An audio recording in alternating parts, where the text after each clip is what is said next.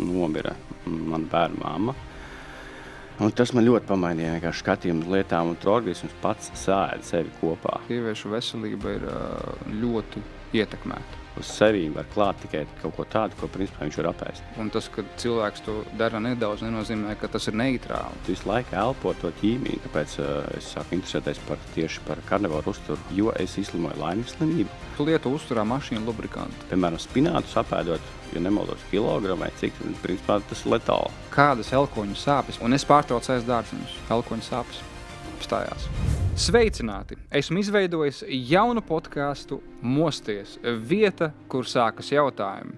Ļoti daudzi mani sekotāji bieži vien ir prasījuši, vai man kādreiz būs podcasts, jo acīm redzot, jums patīk klausīties manī un tēmas, kuras es cilāju. Un šajā podkastā man ir doma runāt ne tikai par veselību, bet arī pieņemsim par spiritualitāti, par ezotēriku, par ļoti dažādām tēmām. Es negribu koncentrēties uz kaut ko vienu, es gribu runāt par plašām tēmām. Un šodien ar mani viesos ir ļoti interesants cilvēks, kurš arī ievēro karnivoru uzturu, un viņu dzīvē ir pārņēmusi smaga traģēdija, kas viņam ir likusi uzdot jautājumus. Mani sauc Arturs Sijāts, nodarbojos patreiz ar mobilo smilšu strūklu, tie ir dažādas ēkas, fasādes un kokus, ķieģeļus, un patīk tas, kad es iedodu otru elpu dažādiem šķietami nokalpojušiem objektiem, bet ļoti patīk uztura lietas, aizrauju un patīk gatavot, patīk būt mazliet savādākam varbūt kā citiem, bet jā, tam ir liels stāsts apakšā, kāpēc tā ir. Un kas ir tas citādāks tavuprāt tavā ikdienā, ar ko tu atšķiries no pārējiem?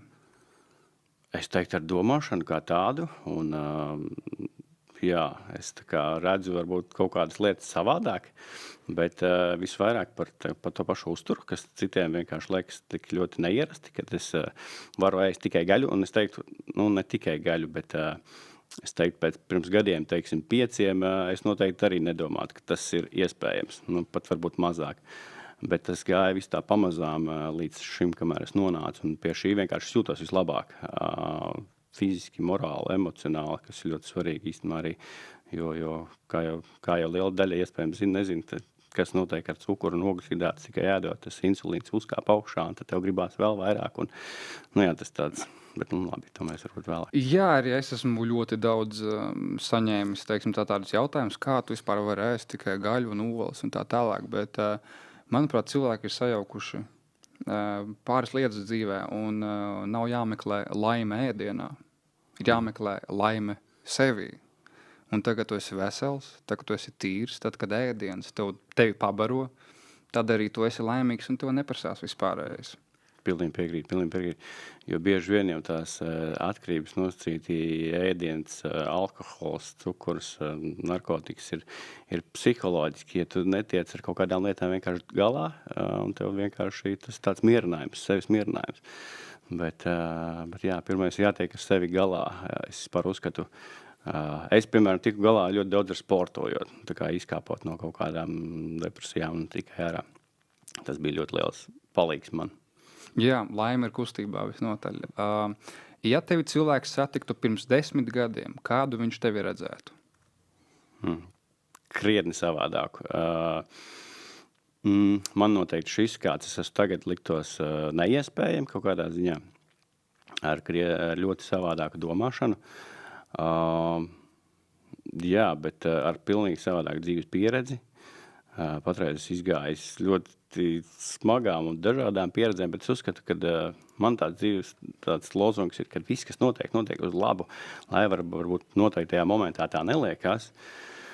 Bet pēc tam, pēc laika padomājot, ka tas viss kaut kāda mācība ir iedot tev, lai tu iziet tam visam cauri. Jo kā es uzskatu, ka jā, mēs nevelti šeit esam kaut ko piedzīvot un iemācīties un jā, radīt kaut ko. Kam tu vispār ticēji tajā laikā, ko tu gribēji sasniegt? Kāds bija tavs dzīves redzējums un kā tu līdz tam nonāci šodien? Tajā laikā, pirms 10 gadiem, nebija liels redzējums, es teikšu. Tā kā tad es strādāju meža nozarē, 7 gadus nostrādāju uz meža tehnikas. Tad tas darba laiks bija tāds ļoti saspringts un pēdējie 3-4 gadi bija tādi, ka es vienkārši braucu uz darbu un nosīt bļāvu, ko es te daru vienkārši, tā kā mežā tā kā ir tāds bijis interesants laika posms. Bet pamazām tojoties, nonāca pie sevis tāds, tas arī bija daudz meditācija kā tādu, vai, tiksim, sevis izzināšana, elpošanas praksēm ļoti dažādām, tāda Wim Hof elpošana, piemēram, augstuma peldēm, sākot ar augstuma dušām, pamazām uz augstuma peldēm, tā kā liekot sevi diskomfortā, pārvarot savu negribu kaut kādu, kas mums lielai daļai noteikti ikdienā ir.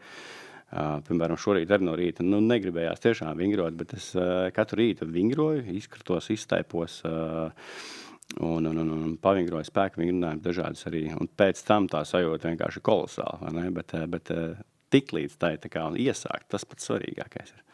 Pirms 10 gadiem es saprotu, ka tu īsti neinteresējies par uzturu, ja? Nē, tas bija tāds standarta uzturs vairāk vai mazāk. Tas nebija nekas tāds īpašs, jā. Bet gribēju nokomentēt arī par tām augstuma peldēm. Tas noteikti, man liekas, ikdienā tev liek labāk tikt galā ar stresiem, vienkārši tu vieglāk uzņem to pēc tam, vienkārši ne tikai augstuma peldes, tās pašas. Man ļoti palīdz arī elpošana. Ļoti tā kā tas, tā kā tu veic tās pēc elpošanas tās prakses, vienkārši tev sajūta ir, kad tev krietni mierpilnāka sajūta, tā kā un caur to izreaģē dažādas ķerbeņa fiziskie tādi saspringumi vienkārši, kas sākumā liekas varbūt diezgan bailīgi, bet tas noteikti palīdz. Es arī esmu nesen sācis nodarboties ar elpošanas vingrinājumiem. Priekš manis tas ir jaunums. Ko tu varētu pastāstīt man kā iesācējiem? Galvenais nenobīties no tā un turpināt. Piemēram, Wim Hof prakses es pats tagad īstenībā vairāk gribu atsākt. Vienkārši tur mazliet vairāk laiks ir vajadzīgs. Vismaz man apmēram tas pusstunda no rīta, teiksim, bija, bet tagad es piekopu mazliet mazākas tādas ugunselpas, kas ir uzlādējuši, un tas tādu ļoti īsu momentu ir vajadzīgs. Un elpa, man vienkārši patīk tas, ka elpa tev visu laiku līdzi ir. Tev nevajag nekādu lieku instrumentu. Tas tev vienmēr ir klāt. Vai tu vari nomierināties, vai tieši pretēji tu vari uzlādēties no tās. Tā kā tas, man liekas, ir perfekts instruments, kas kuram katram mums ir, jebkuram mums ir, ko mēs vienkārši lielu daļu neizmantojam. Vienkārši to potenciālu, kāds mums vispār iekšā ir. Jā, es atkal tos elpošanas vingrinājumus sāku, tāpēc, ka es jūtu, ka man ir sakrājies, teiksim tā. Ir lielas dusmas savas iekšējās, kuras neesmu izlicis, kaut kādi pārdzīvojumi un tā tālāk, un es neesmu cilvēks, kurš mēdz to izlikt uz kāda cita, vai es nedaudz uz sienas, es parasti turu sevi, un tad varbūt treniņā es to izlieku, bet ar treniņu nevienmēr pietiek. Tāpēc es domāju, ka kaut kur ir jārod risinājums tam visam. Es sāku šos elpošanas vingrinājumus, un pirmo reizi, kad es to darīju, burtiski viss iekšā iznāca ārā vienkārši. Es izraudājos, es izbļāvos, bet pēc tam bija tik viegli, pēc tam bija tik forši, un es saprotu, ka šis ir jādara regulāri. Tā ir tiešām tāda ķermeņa iztīrīšanās, ne, bet tāda vairāk, es teiktu, psiholoģiski iztīrīšanās tāda. Jo man no pirmajām reizēm bija tā, ka viss ķermenis savilkās un interesanti, kas, teiksim, guļot uz muguras to darot, rokas tā kā paceļās pilnīgi augšā un tev viss saspringst. Un tās, es uzskatu, nevis tikai bet tas tā pierādīts ir, ka tas ķermeņa iekšējais saspringums, kas tev ir, un tas vairāk ir tieši emocionālais. Un tas ir katram no mums, no dažādām bērnības traumām, man liekas, pa lielam visiem mums tādas ir. Jā, tas noteikti ir ļoti liels palīgs ikdienā. Jā, tev ir sanācis ar šiem elpošanas vingrinājumiem tikt līdz, teiksim tā, līdz halucinācijām kaut kādām, līdz tai otrai paralēlai pasaulē, kā bija saucās, ja nemaldos, DMT, laikam, jo mums smadzenēs ir DMT, un mēs varam naturāli paši līdz tam tikt, nelietojot narkotikas. Jā. Ir sanācis. Un tas tiešām tas ļoti... Un man vislabāk tieši tagad patīk tās īsās ugunselpas. Ļoti interesantā tehnika vienkārši ir izelpojot visu pilnīgi elpu ārā, uztaisot vēl vakumu vēderā, kas ir arī nekurš katrs varbūt var, bet tas vienkārši prakses jautājums. Un pēc tam ieelpojot 21 reizi, tās ir uguns elpas, tā kā ātras tādas, un pēc tam aizturot elpu. Tas tāds ļoti īsti tiešām vajadzīgs laiks priekš tā visa, bet pēc tam tā sajūta ir ļoti ilgāk noturi, jo pēc tam ir tā sajūta labāk, un tev liekas, ka tu vienkārši noģībsti. Bet tā sajūta tajā momentā tev atnāk visādas idejas, un tādas ļoti interesanti. To nevar izstāstīt. Tas viss ir. Un vēl interesants piedzīvums mums bija, mēs bijām Gruzijā ar vīru tādā pārgājienā, kas bija ļoti tāds izaicinošs un pārkāpām pār dažādām savām robežām. Un tur bija atzimšanas elpa, kas vienkārši ielpa, izelpa, visu laiku elpo vienkārši tad ļoti ātri. Tā kā, un to mēs darījām ilgstoši, un tad atnāca tādas sajūtas. Tad es sapratu, es palaidu to, ko es nebiju palaidis gadus vairākus vienkārši, kas saistībā ar bērnu mammu, kas aizgāja un tā tālāk. Un, jā, tas ļoti daudz atvēra vienkārši, un tur bija vīrieši vienkārši, kas kliedza, un līdz ar, arī es, neskliedzu, bet izraudājos kārtīgi. Tā kā tas ir tāds ļoti emocionāls moments, un jā, tur var izlaist daudz ļoti emocijas ārā, kas mums katram sakarājušās ir. Novirzīsimies nedaudz no elpošanas tēmas, kas ir ļoti svarīgi, ļoti interesanti, un tas tiešām ļoti daudz ko maina, jo citās kultūrās saka, ka mūsu izelpā, mūsu elpā ir pats Dievs, ja? Ja? Tur esot Dievs, un ja mēs to praktizējam, tad varbūt tās Dievs ir vairāk mūsos, bet mans nākamais jautājums tev būtu, kā tu pirmo reizi vai vispār tu sāki aizdomāties par to, ka kaut kas nav kārtībā ar tavu veselību vai ar prātu, kā tu līdz tam nonāci un kāds bija tos ceļš risinājums? Tur bija daudz faktori, kas to visu ietekmēja un kas lika paskatīties lietām savādāk.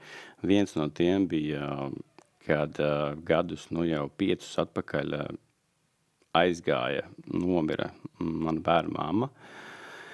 Tas bija tāds smags periods dzīvē, 2 gadu periods, kur mēs pa dažādām slimnīcām braukājām, meklējām visādus risinājumus, un tad arī sapratu, ka tā sistēma kā tāda veselības sistēma īsti nestrādā vienkārši, jo netiek meklēt cēlonis kā tāds pie pirmajām jau nopietnām kaut kādām problēmām vienkārši, un tur viss tiek norakstīts uz kaut kādu artrītu un kaut kādām lietām.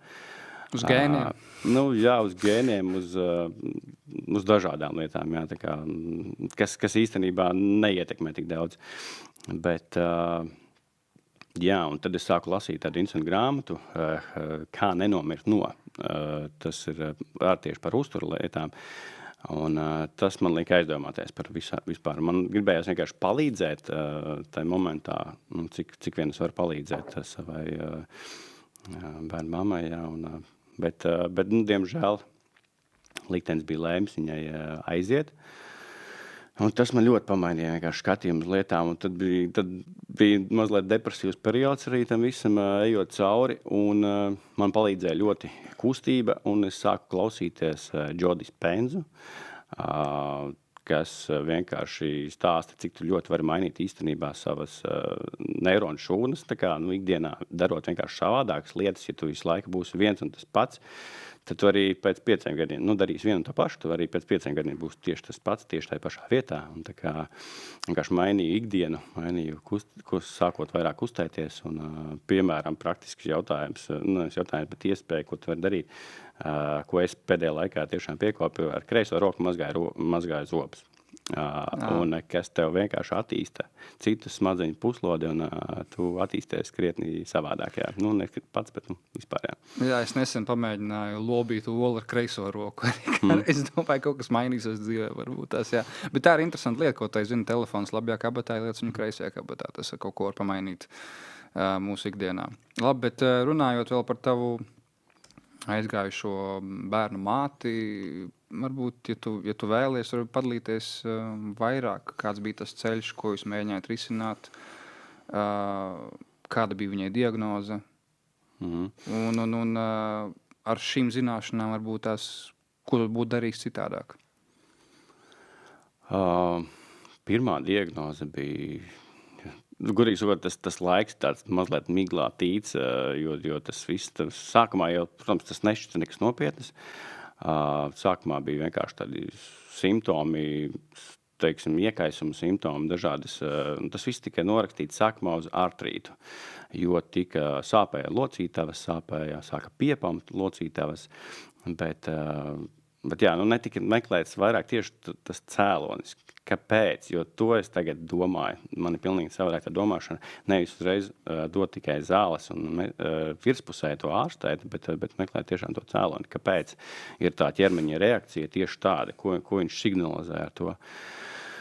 Un jā, tika dažādas slimnīcas izbraukātas, veselība tikai pasliktinājās, līdz ar ko beigās tika sauriešos slimnīcā un tika pateikts, jā, ka tas ir asins vēzis. Tā situācija gan tur pirms tam bija vēl arī tā, ka organisms vienkārši, tā ir autoimūnā saslimšana, kur organisms pats sēd sevi kopā. Un viens, kas tika sēsts, ir plaušas, un plaušas netiek pārstrādītas.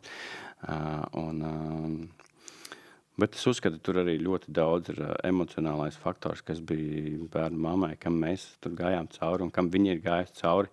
Varbūt tas tā dīvaini, varbūt skan, bet ja mēs sevi varbūt necienam, tad organisms arī sāk necienīt sevi nekā, bet kaut kā dīvaini izklāsās, bet Es saprotu, par ko tu runā. Es to nedalos bieži, un es domāju, vai to dalīties vai nedalīs, bet tas noteikti nav slikti domāts par viņu, bet kas notika, viņa mani nokrāpa, un tas stāsts varbūt bija tas, kad viņa pēc par to ļoti pārdzīvoja, un tāpēc es arī domāju, ka tas ļoti daudz emocionāli spēlēja, tā kā, kad vienkārši pēc tam tas ķermenis ar to sevi vienkārši sagrauza kopā, tā kā, jā, man liekas, tik ļoti daudz ir, mums vispār slimības ir sākas prātā, viss sākas prātā, tā kā. No manām zināšanām, ja mēs skatāmies uz sieviešu veselību, tad es teiktu, ka mūsdienās sieviešu veselība ir ļoti ietekmēta no ļoti dažādām vidēm, no dažādām vielām. Ko sievietēm patīk darīt? Make-ups, smaržas. Tas viss bieži vien ir kancerogēns. Un tādas kā smaržas, smaržām, parfums, jā, tā ir petrolēja. Petrolējas produkts. Un zem vārda parfums, kā komerc noslēpums, var slēpties simtiem, ja ne tūkstošiem dažādu petroķīmijas savienojumu. Un viņi to neatklāja, tāpēc, ka tas ir komerc noslēpums. Jā, un tas viss mūs ietekmē, un tas ietekmē ļoti mūsu veselību, arī visi mazgāšanas produkti, cik tie dabīgi ir, un zobu pastas, un ir īpaši vispārējais. Bet tas pats attiecās arī uz vīriešiem, tā kā arī mūsu testosterons arī tiek ļoti ietekmēts. Tam es tā pilnībā piekrītu, jo kas varbūt arī bija saistīts ar šo visu, es noteikti ir saistīts, kad viņa pirms tam bija izplatīja vēl tādu, labi, neteiksim, varbūt tieši kādu, dažādas skaistuma līdzekļus un, teiksim, diezgan daudz lietot to pati uz sevi. Vai nu tas bija tas noteicošais, bet es domāju, tas viss salasās, viss kopums uzturs un tā tālāk. Jā, es negribētu arī teikt, ka tas ir vienīgais klupšanas akmens, noteikti, ka tas ir kaut kāds kopums. Bet es uzskatu, piemēram, kad cilvēks uz sevi var klāt tikai kaut ko tādu, ko principā viņš var apēst. Jā, tieši tā. Tas pats ir ar smaržām, piemēram, man māsai ir tā, ka viņai bieži sāp galva un tā ļoti izteikti. Un es ieeju viņai mājās un es ļoti jūtu to smaržu, kas tur vienkārši ir. Un es domāju, ja tā ir ikdienā, tu visu laiku to elpo, tu visu laiku elpo to ķīmiju. Tā kā. Un tas taču viss noteikti nelabvēlīgi ietekmē. Es vispār smaržu nelietoju. Es lietoju arī mazgāšanas līdzekļus dabīgus un arī ar to pašu zobostu. Es nelietoju zobostu ar floru un kādreiz, tā kā māsa man arī minēja, bet kādreiz taču deva flora vēl, Florīds tabletes, vai ne? Jā. Bet tas jau nenozīmē, ka tas bija labi. Ja mums deva kaut ko tādu, tā kā tie paši C vitamīni vai nezinu, kas vēl, tā kā tur, kur vairāk ir cukurs nekā labums kāds. Arī, kur redzēju video, kur uzpūt smaržas, piemēram, kādam ziedam. Un tu redzēsi, nepaies ne stunda, un viņš vienkārši būs novītis. Jā, Tad, vai ko ne? mēs darām ar sevi vienkārši? Vai ne?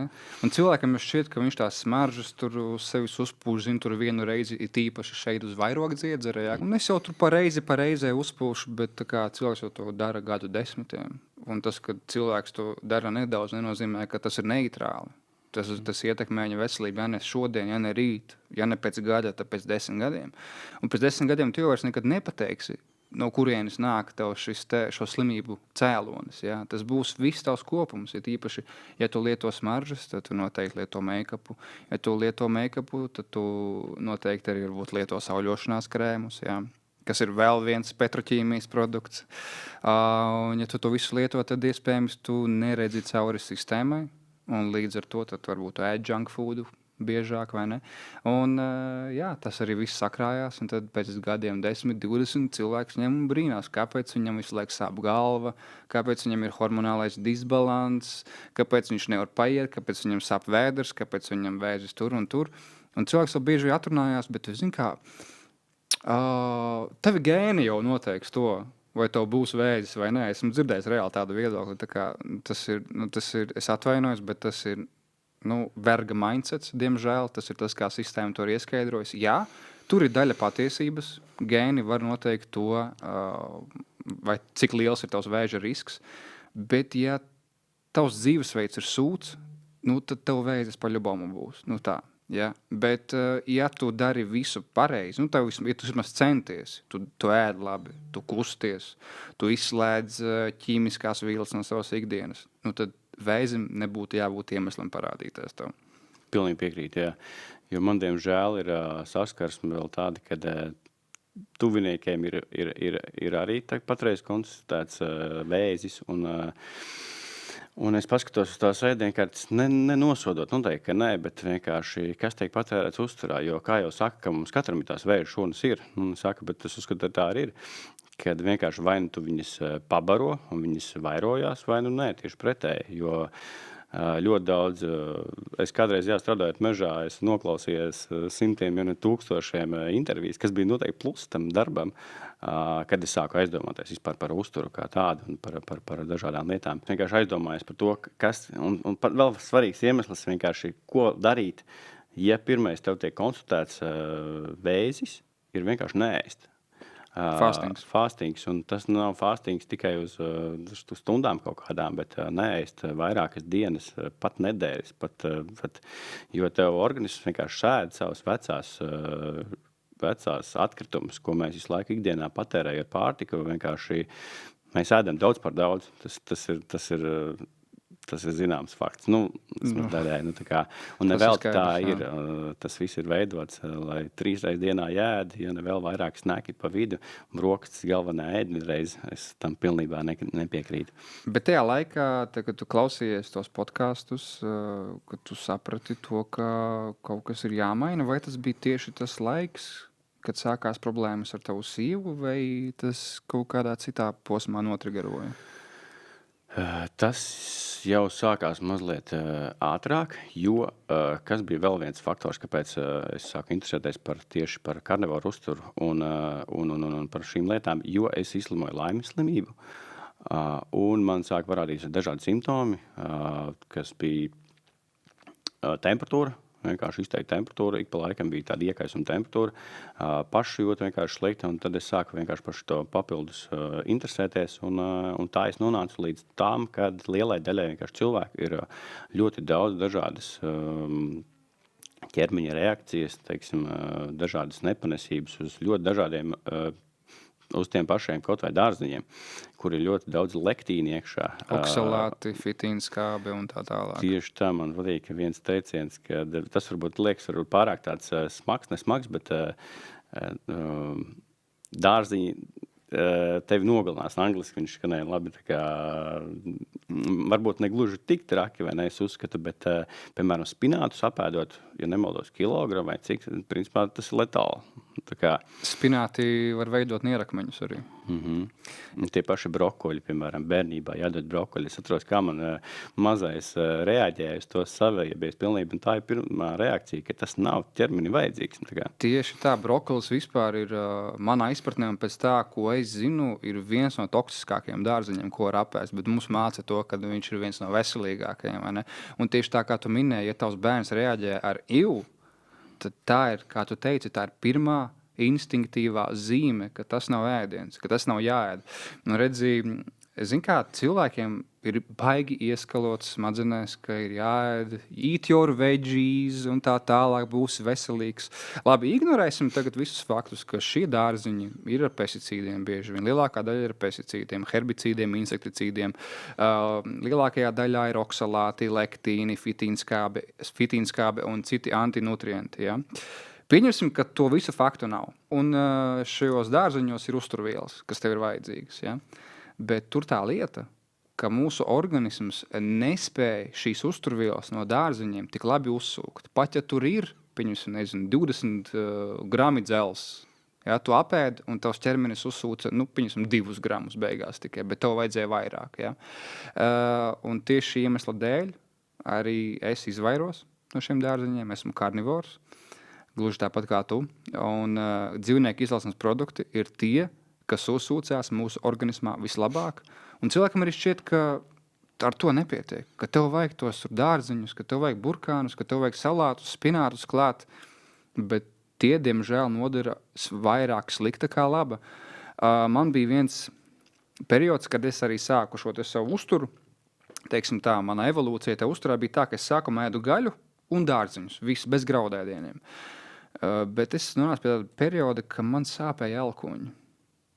Vienkārši iekaisums elkoņos, pie slodzes sāp, arī bez slodzes viņa sāp. Come on, man 29 gadi tajā laikas, kādas elkoņu sāpes, man taču nav te jau vecumdienas, vai ne? Un es pārtraucu ēst dārziņus. Elkoņu sāpes apstājās. Varbūt sagadīšanās, bet kas notiek ar dārziņiem? Tajos ir oksalāti. Ja, arī graudos ir oksalāti, un šie te oksalāti kristalizējās locītavās. Lūk, un tā var veidoties iekaisums locītavās, un bieži vien cilvēkiem, kuri sūdzās par locītavu sāpēm, risinājums bieži vien ir vienkārši atteikties no dārziņiem. Pilnībā piekrīt, jā. Tas pats arī ir to pašu kafiju arī. Es teiktu, ka pārlieku daudz kafiju patērējot arī noteikti, jo īstenībā tas ir kā toksīns darbojās. Neirotoksīns. Jā, jo ķermenis grib pēc iespējas ātrāk viņu izvadīt. Un tāpēc arī, jā, tāpēc nāk tā kaka uzreiz. Vai arī vienkārši tāpēc gribās vairāk dzert, un tāpēc ir jādzer vairāk. Tā kā es uzskatu, tas varbūt kādreiz tāds papildus stimulants, iespējams, ja kādreiz ir vajadzīgs, bet tad es arī es patērēju kādreiz, ik pa laikam iedzeru bulletproof kofiju tādu, kas vienkārši tieši ar taukiem vēl klāt, es pats taisu mājās. Sviestu? Gīs sviestu es pats vāru mājās, kas ir vienkārši dabīgāks, un tur sliktās olbaltumvielas ir atdalījušās, vai parastu sviestu tikpat labi, jā, un, piemēram, klāt vēl olīveļu var likt, vai kokosrieksteļu, jā, garšai. Tā kā, un tas tieši šodien no rīta izdzēru, domāju, tādam fokusam vairāk, bet es to kafiju tā ļoti minimāli pēdējā laikā. Bet iedomājies tagad ieskaidrot cilvēkiem to, ka kafija tomēr ir toksiska. Iedomājies, lielākā daļa cilvēku ir atkarīgi no kafijas. Tas ir viens no lielākajiem biznesiem. Un tagad viņiem pasaka, jā, ir pētījumi, kur saka, ka kofeīns ir baigi beneficial mūsu organismam, bet ir pētījumi, kas ir arī pret to, vai ne? Te ir jautājums, kura autoritāte aizstāv. Bieži vien tie, kas aizstāv kofeīnu, ir tie, kas arī pašu to kofeīnu tirgo, vai ne? Un tas ir ļoti interesanti, bet arī nemaina faktu to, ka kafijas pupiņās ir ļoti bieži pesticīdi tie paši. Ļoti bieži arī pelējumi. Ja interesē, var atrast pētījumus, kur ir kafija pupiņās ir pelējums. Un pelējums cilvēku organismam nav viela, ko mums vajadzētu uzņemt, vai ne? No pelējuma daudz citas problēmas var rasties. Lūk, un vēl ir plasmas krūzītes, vai ne? Tev liekas, ka tu ielēji papīra krūzītē, bet tai papīra krūzītē apkārt vēl ir plasmas, lai tā papīra krūzīte kā ātri nesadalītos. Tieši tā. Tā kā tur vēl papildus tu ielēji karstu kafiju iekšā, un tev tur ir mikroplastika, pesticīdi, pelējums un kafija neirotoksīns kā tāds. Beigās, tā kā, jā, tev uz doto momentu ir stimuls, bet pēc tam tev ir šis tā midday crash, jā, un tad tev atkal vajag nākamo stimulu. Pilnībā piekrīt tieši tā. Tāpēc es arī noteikti, ja kādreiz iedzeru to pašu kafiju, es ņemu līdzi noteikti savā termokrūzē. Un es uzskatu, vispār tas tāds ļoti liels tāds pieredums ir vienkārši, un es sevi vienā momentā pieķēru pie tā, ka tur varbūt tā tankā iebrauc ne tik daudz, ka tev gribās to kafiju fiziski, bet vienkārši tas tāds ieradums vienkārši lielai daļai cilvēku. Tā kā, un bieži vien jau netiek patērēts vienkārši espresso, piemēram, tīra kafija vienkārši, kur tiešām var izgaršot to kafiju. Tādu es parasti arī dzeru. Bet tu tiek pielicās īrapiņš klāt, piens, kāds piens, piemēram, piens. Vai auzu piens, vai kas vispār vēl labāk pēdiņās, jā, vai ne? Tā kā, kas uzsit to insulīnu līmeni vēl augstāk, vienkārši tas pats. Man bija savs laiks, kā jau lielai daļai, man likās, ka rīsu piens, tā ir bomba, auzu piens, tur mandeļu piens, es lēju kafijā klāt no rīta, man patika vēl pirkt rimčikā šos musli ar rīsu pienu, tāda bomba no rīta bija. Es visu savu dzīvi esmu bijis aktīvs, es tās problēmas neesmu īsti izjutis ļoti aktīvi. Es neesmu nekad bijis smagi slims. Esmu ievērojis kaut kādas problēmas, bet man savā ziņā ir paveicis ar to, ka no bērna kājas esmu bijis sportists un man tas varbūt kaut kādā ziņā ir palīdzējis. Es negribēju teikt, ka tie ir mani gēni, jo man vispār ļoti besīgi, ka cilvēks visu atrunā uz gēniem, ka viņš atrunā to, ka viņam nav disciplīnas gēnu dēļ, ka viņam nav veselības gēnu dēļ, ka viņam ir liekais svars gēnu dēļ, un vēl sazina kas, un ka viņš stulbs vēl gēnu dēļ. Varbūt tur var būt daļa patiesības, un tomēr kaut ko manto no saviem vecākiem. Tieši tā. Gēni noteikti kaut kādā ziņā kaut ko ietekmē, bet es uzskatu, mēs varam visu mainīt paši par sevi. Un pats svarīgākais ir cienīt sevi, tā kā, ja tu esi kaut ko sev pateicis, to arī izdarīt. Tāpēc man ļoti patīk tā disciplīna no rīta arī celties agrāk kā citi pārējie. Nevis citi pārējie tikai tāpēc, bet tas ir tas laiks sev. Vienkārši es pieceļos, viens moments bija, ka es vienkārši cēlos 4:44. Tagad es tā ap 5, 6 vidēji skatoties, protams, cik un tas ir tas laiks sev. Bez bērnu ņades kaut kādas un no rīta var palasīt grāmatu, izskriet, pavingrot, noteikti iztaipīties, izskatīties, ko es katru rītu daru, un arī katru vakaru iedzert no rīta citronu ūdenī, elektrolītu dzērienu. Un tā kā citi ceļās, tu jau esi izdarījis tik daudz jau. Tas man patīk. Un nevis tā kā ceļot sevi kaut kur augstākā latiņā, bet vienkārši trūpējies par sevi. Tā ir tāda ikdienas higiēna vienkārši, kas ļoti daudz palīdz. Jā, te ir tu pieskāries svarīgam punktam, kas ir miegs līdz ar to. Vai ne? Cilvēki nedomā par miegu vispār, lielākā daļa. Viņi atnāk mājās pēc darba, tagad viņi grib savu laiku sev, viņi scrollo, viņi skatās televizoru līdz vēlai naktī. Un viņi to atrunā ar to, ka man jau nav laika sev. Es tagad gribu paskrolot, gribu atpūsties, vai ne? Aiziet vēlu gulēt, paguļ 4 stundas un tad rīta pieceļās, izdzer kafiju ar pesticīdiem, ar rīsu pienu un tā tālāk. Un te viņi to sauc par dzīvi, vai ne? Bet tur tā lieta, ka dzīve jau ir jābūvē ap miegu. Tā kā tas kvalitatīvais miegs, regulārais miegs, iet konkrētā laikā gulēt, konkrētā laikā celties, ir tas kvalitatīvais laiks sev. Bet, diemžēl, ļoti daudz cilvēku to nesaprot, jo tad, kad tu iegūsti labu miegu, ka tu esi izgulējies, jo tad, kad tu guli, ko tos ķermenis dara, tu atjaunojies. Ja? Un līdz ar to tu arī iegūst enerģiju. Ja tu savu dzīvesveidu esi pakārtojis, tad vienkārši ar labu miegu vien nepietiks. Viss pārējais arī ir jādara. Pastāst, kāda ir tā tava rīta rutīna, ko tu dari tajos 4-5? Tie rīti dažreiz atšķirās, bet vienmēr ir tā, ka es no rīta pieceļoties, izkustos, izvingrojos, izkratos, kas citam no malas noteikti liekas dīvaini. Esmu redzējis tādus, saprotu, par ko runāju. Bet tas ļoti ķermenī vienkārši to iekšējo saspringumu izvada no sevīm ārā. Man džimā ir viens tāds čalis ap 40-50, man liekas. Viņš atnāk pie spoguļa, viņš tā un tad viņš tā te pasit sevi, tur te kājas pasit, nu tā. Bet, nu, es tā skatos viņus, es saprotu, ka lielākā daļa gan jau visiem ir tās what the fuck, bet man tāds, viņš zina kaut ko vairāk par pārējiem.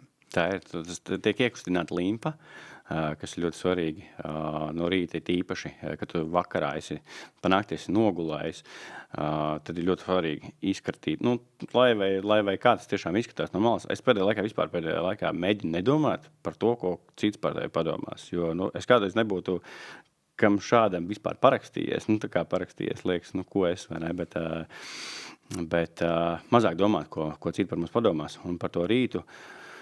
Ir vēl citronu ūdens, kas ar sāli noteikti ir. Es pēdējā laikā vispār dzeru ļoti maz ūdeni, tīru ūdeni, jo tas izveda no mūsu tieši sāļus, kas mums cilvēkiem ir vajadzīgs. Un vēl, piemēram, kā māsai man minēja, un ne tikai liela daļa cilvēkiem ir problēmas tieši ar galvassāpēm, kas ir liels faktors vienkārši, ka pietrūkst sāļi vienkārši organismā. Un pirmais, kas mēs dodamies kad mēs tiekam slimnīcā, ko mums pirmo dod? Nātrija chlorīdu. Tieši tā. Tāda interesanta likumsakarība, vai ne? Jā, mums vēl saka ierobežot sāli, vai ne līdz 5 mg dienā. Protams, viss ir atkarīgs, kāds tas sāls ir. Nu, jā. Tas ir svarīgs faktors. Es piemēram, lietoju ķeltu sāli, kas ir viens no Tur ir vairāk magnija iekšā. Jā, tur ir nemalojas pie 86 vai cik minerāli vielas dažādas iekšā. Parastajam sālim bija 2 vai 4 kaut kas tāds. Es varu kļūdīties. Parastajam galda sālim tur vispār nekā nav. Tas ir rafinēts, tur ir pretsalipes vielas klāt, nu tur praktiski jēga nekā. Tur varbūt tās es piekristu ārstu viedoklim, ka līdz 5 mg tādu sāli toču vairāk nevajadzētu. Jā. Jo ir dienas vienkārši, kad es fiziski strādāju darbā, un vēl karsta dienas vienkārši es pirms katra malka, ko padzeros, es apēdu sāli, iebrunutē sāli, un tad, man liekas, dienas laikā kādu ēdam karotis patērēju sāli, plus mīnus vienkārši, jo tev svīstot, tu izdali sāli, un tas viss ir ļoti svarīgs. Un vēl pie rīta kustība, jā, un tad ir, protams, arī kāds fiziski vingrinājumi, ne tikai kāda kratīšanās kaut kas tāds, bet vai tie push-upi, pull-upi, vai tas ir hanteles, kas ir, man liekas, ļoti svarīgi. Cik reizes var pievilkties? Pievilkšanās, pēdējā laikā es ļoti daudz neesmu vilcies, bet es teiktu, 15 vairāk varbūt arī. Zolīdi. Vairāk ir piepumpēšanās un tādas lietas, un hanteles, jā, tas ļoti iedod arī tādu pārliecību par sevi, ka tu tomēr esi fiziski aktīvs, un man liekas, ka kaut kā ļoti interesanti ir tas, ka mūsdienās es sajūtos dīvaini, kad es ieeju kaut kur iekšā veiklā vai kur, un man šķiet, ka es pietiekami labā formās, un cilvēki, man liekas, tā kā nodžadžo, bet tā kā, kad tu sajūties tā kā kauns ne par sevi, es nezinu pat kā, lai tu precīzāk pateikt, tā kā, vai ne, kad tu norma ir būt kaut kādam... Es atvainu, norma ir būt sluņķim.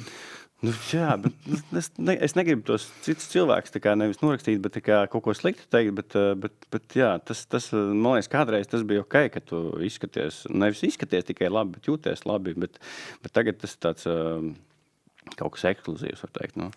Jā, man šī pati sajūta ir bijusi, kas tev, un joprojām patiesībā. Es uz šo sajūtu skatos jau tagad gan krietni citādāk, bet es visu savu dzīvi, pēdējos 3 gadus, kopš pēdējiem 3 gadiem ir tagad citādāk, bet visu savu dzīvi es svēru 60-62 kg, jā, uz 179 centimetriem. Tas ir ļoti maz. Kalsnes, bet formā, vienmēr formā aktīvs ar enerģiju, bet kalsnes nereāli. Un man vienmēr bija mērķis, tā vajag būt lielāk, un man nesanāk, uz 29 gadiem man nekas nemainījās, tāpēc, ka es nesapratu, ko es daru. Es domāju, ka vajag kārtējo proteīnu kokteili kaut kādu, jā, tur vairāk rīsus uzzēst, jā, bet ne tā enerģija tajos rīsos, ne tajā proteīnu kokteilī. Kad es beidzot kļuvu par karnivoru, 15 kg gan iz vienā mēnesī klāt. Ķermenim bija tāds, beidzot, tu esi iedevis man to svaru, kurā man oriģināli jābūt. Viņš, paldies tev, vai ne? Protams, tur ir kaut kādi 5 kilo, 3 kilo gaņo glikogēns ūdens, vai ne? Tā nav tīra muskuļu masa, bet tiešām mēnesis pusotrs, man bija plus 15, no 62 un 77 es uzaugu uzreiz momentā. Ko es izdarīju? Es pieliku vēl vienu ēdienreizi klāt. Man bija omēds, 1 meal a day, no rīta steiks, olas, viss. Svars nemainījās, bet es jūtos lieliski. pieliku to pašu ēdienreizi vēl otrais vakarā, un visu uzreiz uzauga masa. Un tieši kāpēc es to stāstu, tā, kad es beidzot uzaudzēju masu, līdz ar to arī forma, jo man arī vienmēr ir bijusi, visu laiku trenējos, un tā tālāk, to nebija problēma. Izejot ārā, un tā, kad tu esi ar tiem cilvēkiem, jo tiešām liekas, ka tu esi jau kāds cipelnētietis, ka tu neesi no šīs zemes, bet kaut gan patiesībā, tad visdrīzāk tu esi tieši normālais starp tiem visiem pārējiem cipelnētiešiem. Un man bija arī tā, kad es biju draugu kompānijā, vasara, līgo, protams, bez krekla, vai ne? Un cilvēku labā formā. Nu, cilvēki respektē labu formu un tā tālāk. Bet es atvainojos un tiem čomiem, bet viņi visi uzēdušies. Un es viens čalis formā starp 10-12 cilvēkiem, kuri nav formā.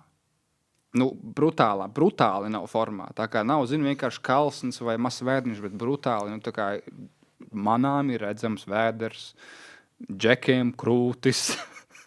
Nu, un tiešām es jutos jocīgi. Man likās, ka man te nav ko darīt. Jā, tie ir mani paziņas tajā laikā, mani čomi, viņiem ir bijuši labi laiki, bet kopš es izaugu šajā formā, kopš es izaudzināju savu mindsetu, man ir tāds, man vairs nav ko ar viņiem runāt. Un tad, kad es sēžu pie viņiem pie viena galda, un es neēdu tos ēdienus, kas ir uz tā galda, bet es ēdu savu marinēto mājās, sašliku, ja, pats savu marinēto. Kāpēc tu ēdi tikai gaļu? Pasaka, reku cepu, es kūku uztaisīju, tu paņemsi šo kūku, tu man necieni, pagaršo manu kūku. Man ir tāds, ne, paldies, un cilvēki reāli, tevi skatās tā kā cipelnētie. Cilvēkiem tas nav saprotams. Bet kāpēc cilvēkiem tas nav saprotams? Tāpēc, ka viņi tā nekad nedarītu. Priekš viņiem tā ir galējība, un tas cilvēks, kurš tā nedara, viņš atšķirās no vairākuma, un viņiem paliek ļoti nērti. Tāpēc viņiem uzreiz ir jautājumi, un visi šie stulbie jautājumi, tu man necieni, kāpēc tā dari. Tā kā Dievs laime ir jāmeklē ēdienā, un kāda jēga vispār ceļot, tad tu neapmeklē restorānus katru stūru. Tieši tā piekrīt. Un parasti bieži vien tās sarunas ir diezgan, neteiksim, trulas, bet man pēdējā laikā vispār ir tās sarunas, kur cik darbā ir slikti, kad valdība pie viss ir vainīga. Man liekas, ka mums pašiem vairāk jāuzņemās atbildība par sevi vienkārši. Un jādara ir tas pats sports, jāciena pašiem sevi. Tā kā, un tad arī mums apkārtējā vide viss pamainīsies. Tas pats man ļoti patīk dažādas grāmatas, un pēdējā laikā es nekad nebūtu domājis, ka es lasīšu grāmatas. Pastāst, ko tu lasi pierādījis, lūdzu? Piemēram, tāda ļoti interesanta grāmata ir Zeme mostas, kas nekuram katram būs saprotama iespējams, bet tā bija vairākas reizes izlasīta. Tad ir rekonekcija, kas ir par dažādām enerģijām, kas mums visapkārt ir, kā viņas pārvaldīt, un ne tikai par cilvēku ārstēšanu attālināti, ne tikai.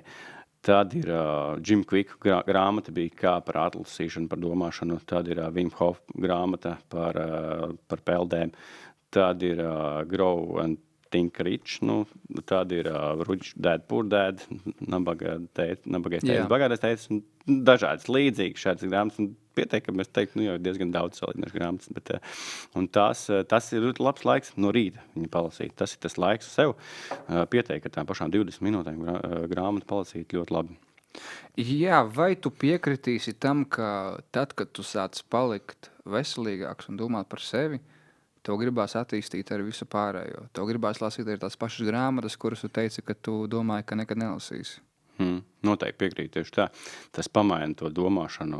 Un man, piemēram, tā, ka tā kā es lietoju tādu uzturu un ne tikai un sportoju pietiekami daudz, man neceļās roka arī kaut ko apēst tādu, kas, es nesaku, ka es kādreiz apēdu tiešām ar bērniem kopā aizbraucu ceļīt, piemēram, ļoti gards saldējums, mājās gatavots tā tiešām.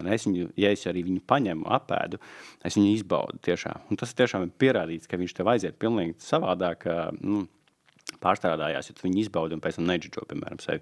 Tā kā kādreiz citiem vakarā varbūt apēd tur saldējumu trauku veselu, vai ne? Bet, kas ir emocionāli atkal.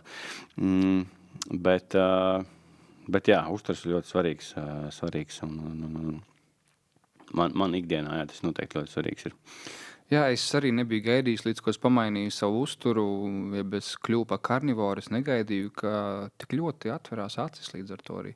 Jo mainīt savu dzīvi un kļūt veselīgam un būt karnivoram nav tikai vienkārši būt karnivoram. Esmu izvēlējies ēst tikai dzīvnieku izcelsmes produktus, un tas arī viss, bet tas tik ļoti atver acis, tu gribi domāt par citām lietām. Ja? Ka tu ēd ne tikai vienkārši gaļu, bet tu ēd veselu kopienu, tu ēd dabu, tu to respektē. Ja? Esmu dzirdējis ļoti bieži no medniekiem, ka tā, kad tu nomedīji to dzīvnieku, tu vēl lielāku respektu izjūti par to dzīvnieku, ka tu viņu to pagatavos un tu viņu ēdīsi, ka tas ir bezmazliet tāds spirituāls piedzīvojums. Lūk, un šajā te visā lietā, tad, kad tu esi, teiksim tā, piepildījis savu ķermeni, tad tu arī vēlies piepildīt savu prātu. Un ļoti daudz nesaprot to, ka tas ir ļoti saistīts. Ja tu sevi pabarojis labi, tātad es varu arī darīt lietas dzīvē kvalitatīvāk. Daudz vien domā, ka viņš paliks bagāts neatkarībā no tā, vai viņš ir veselīgs vai nav veselīgs. Jā, tu vari būt arī neveselīgs, bet uztaisīt labu biznesu, bet jautājums ir, kāds būs ilgtermiņš. Tad, kad tu sasniegsi savu pensiju, tajā savā bagātībā, cik laimīgs tu būsi tērēt to naudu? Tieši tā, es uzskatu, ka laime noteikti nav naudā. Tas ir vairāk kā skaidrs.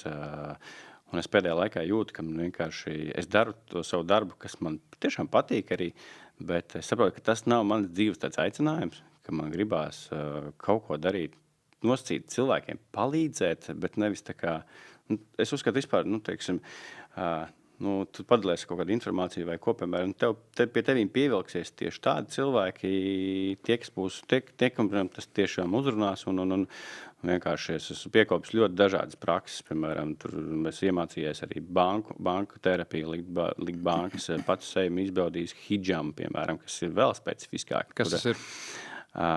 Kas līdzīgi bankām vienkārši tev uzliek bankas, pievelk, un pēc tam noņem nost, un pēc tam veic iegriezumus un izvelk ārā iestagnējušās asinis. Tas pat nav asinis, bet tās, kas gadiem tev ir tieši nekustinot limfu, viņas ir nostāvējušās, un tev nāk, teiksim, tādi recekļi vienkārši ārā. Tad, teiksim, man bija kādas 6 prakses no visām ķermeņa daļām. Tā kā tas tāds ļoti interesants. Es vienkārši gribēju sevim iztestēt to visu, kā tas ir, un bija krietni vieglāk pēc tam sajūt ķermenim, krietni mazāks savilkums bija, vienkārši tas viss ir gadu laikā uzkrājies, un tas ir viens no veidiem, kā to iekustināt visu, un jā, tās pašas bankas, un visādas citas prakses, ko es mēģināju uz sevīm, tas ļoti daudz ietekmē mūsu veselību, jā. Un kāds vispār saka, kad mēs redzam 5% ja nemaldos, vispār no realitātes, ko mēs redzam ar cilvēku aci, vai ne? Tā, ka mēs neredzam ļoti daudz lietas, un es vispār uzskatu, ka viss ir viena enerģija. Nevēl tā Tesla minēja, tā kā tev vienkārši jāmācās ar viņu strādāt, tā kā.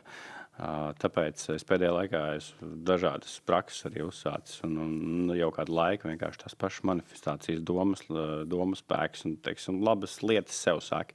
Ja tu pasaki sev kaut ko citu, piemēram, ne tik pozitīvi, vienkārši es sev pārlaboju, piemēram. Tā kā, bieži vien cilvēki, es klausos no malas, tā kā, kad sevi džadžo visādi, tā kā, man liekas, tas ļoti arī ietekmē tavu, jā, tā nav jādara vienkārši, bet tā vienkārši ikdienā ir tā rutīna. Mēs esam vienkārši tā žurku skrejienā iekšā, kā Roberts Kiyosaki saka, un mēs no viņa pēc tam ir grūti izkāpt ārā. Un tā kā, ko es vēl piekopu, kas man vispār pamainīja ļoti skatījumu uz lietām, bija attīrīšanās, kas ķermeņa attīrīšana, kas ir tāda speciāla praksa, lietojot tieši arī gaļas uzturu. Jā, un no tevis iznāk kaut kas tāds ļoti interesants ārā. Pastāst konkrētāk, ko tu lietoji, kāpēc tu lietoji? Tas uzturs pirms tam bija tāds vienkārši šķidrā pārtika bija jālieto. Ko tas nozīmē? Tas nozīmē, lai vienkārši organisms attīrās. Šķidrā pārtika ir buljons, pats vārīja buljonu, un pirms tam bija mēnesis pirms tam jau jābūt, ja nemaldos mēnesis, bija jābūt gaļas uzturā, bet tā kā tas man dzīvnieku izcelsmes produktu uzturā. Tā kā ar to man nebija problēmas, un tad bija 2 nedēļas, pirms tam bija šķidrā pārtika arī, nemaldos, es varu kļūdīties mazliet tajā laikā, bet jo tas bija laiciņā apakaļ, kad es to piekopu. Un pēc tam lieto mālus sajauktus ar ceļtekām, viss dabīgi sastāvdaļa, ko tu sajauc noteiktā daudzumā un iedzer. Un tad organismā viņš izveido vienkārši, viņš pēc laika paliek ciets, ne ciets, bet paliek krietni biezāks, un viņš uztaisa švami, un tev iztīrās zarnu trakts. Pagaid, tad ceļmallapas kopā ar mālu. Jā, tas speciāli nopērkami, dabas veikalos viņi nopērkami, tas viss ir dabīgs ceļtekas, viņš šos ceļtekas, tad ir dabīgie māli, un tad ir vēl oglīte. Tāds kombo. Un, jā, to pēc tam dzer 3 reizes dienā, un tad skatās, kas notiek, vai nāk ārā. Ja nenāk ārā, tad izmanto vēl palīglīdzekļus, kas ir, man gan bija viss kārtībā, man viss. Tā kā es pirms tam biju piekopis to dzīvnieku izcelsmes produktu ēšanu, un jālieto bija pēc iespējas vairāk tauki, teiksim, lai viss slīd, tā kā, vai ne? Bet iznāca ārā tiešām tādi brīnumi, un tās bet nav... tā ir tieši tā zarnu sieniņa, kas tur izveidojās, jā? Kā kurš to parazītiem arī tas ir kaut kas saistīts, vai ne? Tieši tā tas ir. Tas ir nosacīti iekšējais parazīts, kas mums visiem ir ļoti daudzās sistēmās, orgānos, un viņš nosacīti nosaka, ko mums ēst, un viņš ir tas, kas pirmais to uzsūc, tā kā tev apkārt bez zarnām viņš ir. Un viņš uzņem to pirmo barības, to visu, un tev nosacīti atmet tās. Tāpēc arī viņš neuzsūcās vienkārši zarnu traktā. Un tad tur ir dažādi video, kur paskatīties, ka tā tiešām ir. Protams, tiešām citiem tas liekas tur nereāli, vai tiešām tā ir. Bet es to izbaudīju savas ādas, un es vienkārši sajūtu to ķermeņa starpību pēc tam, kad no tevis iznāk kaut kas tāds ārā. Krietni tā kā ķermenis reāli gavilē. Tāda sajūta tiešām ir tāda. Un tev neprasās tik daudz ēstvars, un tev ir vieglāka sajūta, un tev prasās tieši dabīgo uzturu, kas ir tauki, kas ir gaļa, kas ir olas un tādas lietas. Jā. Bet labi, ja es tev kaut ko tādu gribētu izdarīt, kāds ir tas protokols, kas ir jādara? Protokols ir tāds, ka pirmām kārtām ir jāpāriet uz dzīvnieku izcelsmes produktiem.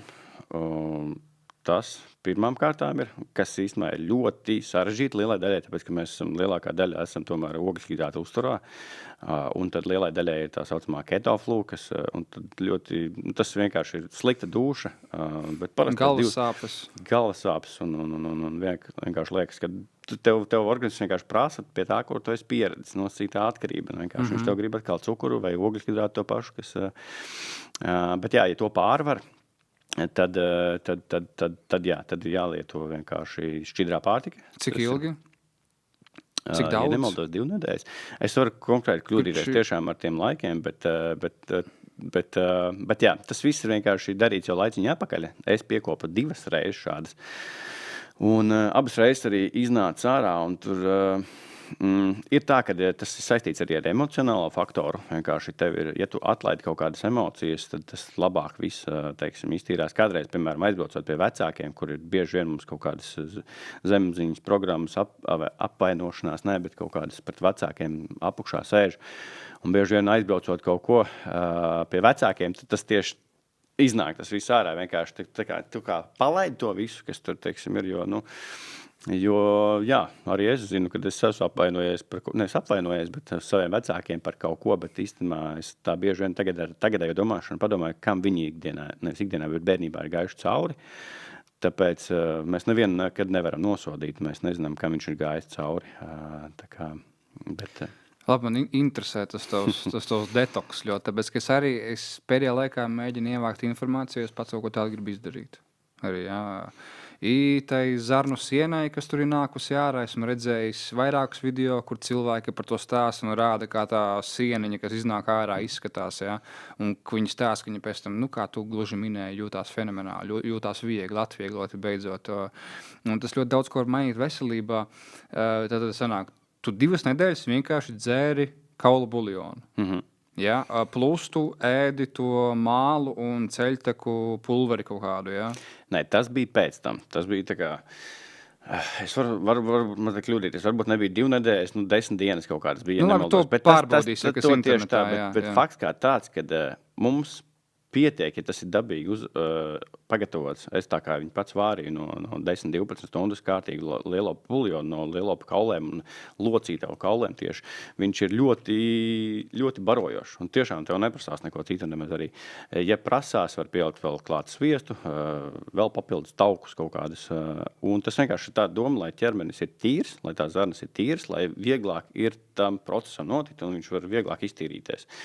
Lai tur nav kam aizķerties vienkārši. Un, ja aizmirst, par ko pieminēt, ir pirms tam vēl jāveic, nevis pirms tam, bet tā, kad ir 2 nedēļas ieturēts šīs buljons, tad pēc tam ir hidrokolonoterapija, kas ir organismu arī iztīrīšana, zarnu trakta iztīrīšana. Tas ir tas, kur iebāž to trubu pakaļā un izskalo tev ar ūdeni. Izklausās trakāk, bet īstenībā nav nemaz tik traki. Tur bija tāda tiešām ļoti forša sieviete, kas to visu pavērst krietni savādāk. Un nebija tik traki, kā izklausās. Bet jā. Par to es arī esmu interesējies, domājis, bet atkal esmu redzējis tā kā, ka tas īsti nav izpētīts, bet nevienmēr uz to balstos. Ļoti daudz, kas nav izpētīts, un bieži vien daudz, kas nav izpētīts visādi iemeslu dēļ, tāpēc, ka labāk to neizpētīt, lai cilvēki to nezina. Vai ne? Tāpēc es uz to nevienmēr balstos, bet ka tu vari kaut kā kairināt zarnu sieniņas un tā kā kaut ko sabojāt, un pēc tam var rasties iekaisums. Teiksim, tā kaut ko tādu esmu dzirdējis, ka tā var gadīties no šīs procedūras. Jā, iespējams, nepateikšu konkrēti iespējams, bet es teiktu vairāk tas, ka tu jau pirms tam esi šajā uzturā, kas jau iztīra ārā to daudzumu lielumu, kas tur jau ir. Un tāpēc tas tāds vienkārši papildus instruments. Var arī to nedarīt ar šo tehniku, var arī veikt vienkārši klīzmu, ne? Bet iesaku to darīt labāk šādi, ka vienkārši tas papildus. Un tas nav vienkārši pašam jāveic, vai ne? Tā kā tas tomēr bišķi atvieglo to situāciju mazliet, bet tas tāds ļoti interesanta lieta, ko es izmēģināju, bet man tas ļoti palīdzēja, un tad arī tur bija tāda Telegramā bija komūna veselā, kas tur dalījās ar visu to savu pieredzi un saviem stāstiem un savām bildēm arī. Dalījās savām zarnām, jā? Jā, kā to nosaukt, pareizāk sakot, interesanti, kā to nosaukt, bet tā, kad tas iznāk ārā, tad tiešām ķermenis reāli gavilē, jā. Tas tiešām tā sajūta ir neaprakstām. To nevar izstāstīt, kamēr tas nav izbaudīts. Labi, tu tās dienas dzēri buljonu. Kā tu, teiksim tā, treniņus, vai tu treniņus vēl tajā laikā, vai tu trenējies? Jā, es tāpatās trenējos. Kā enerģijas līmeni? Enerģijas līmenis bija ļoti labs. Nebija tā, ka... varbūt kaut kādā momentā, kamēr tas organisms pārslēdzās arī vairāk tieši tajā tauku uzturā. Bet tas enerģijas līmenis vienkārši ir konstants. Kāpēc arī man patīk tāpat karnivora diēta kā tāda, ka tev nav tie augšā lejā kritumi, vienkārši, ka tev ir visu dienas laikā tā enerģijas līmenis. Jā. Man patīk teikt, ka karnivora uzturs ar pietiekamu tauku daudzumu ir kā kārtīgs 3 litru dīzelis pilnā ručkā uz autobāņa visas dienas garumā, kamēr ogļhidrāti ir tā kā, 1-2 benzīns uz vienu momentu tikai un viss. Tā kā tev pietrūkst, tad atkal jāliek atkal ir vajadzīgs. Jā, man šis ļoti interesē, es gribētu veikt šo detoksu kādu dienu. Jautājums ir, kā tev vai bija svara kritums tajās 10-14 dienās? Mazliet bija, bet neizteikti, jo tas ir vairāk tieši uz ūdens, kas izdalās. Ūdens un glikogēns. Jā, tieši tā tas, bet tās sajūtas vienkārši, un tas ne visi tam posmam uzreiz iziet cauri, tā kā var iziet cauri, teiksim, liela daļa, teiksim, atkrīt, bet jo tas ir daudz emocionāli arī, bet es tā kā to biju apņēmies darīt, un tas tiešām ļoti palīdzēja, un jā. Var ieteikt noteikti jebkuram, bet ne visiem tas būs pa spēkam. Jā.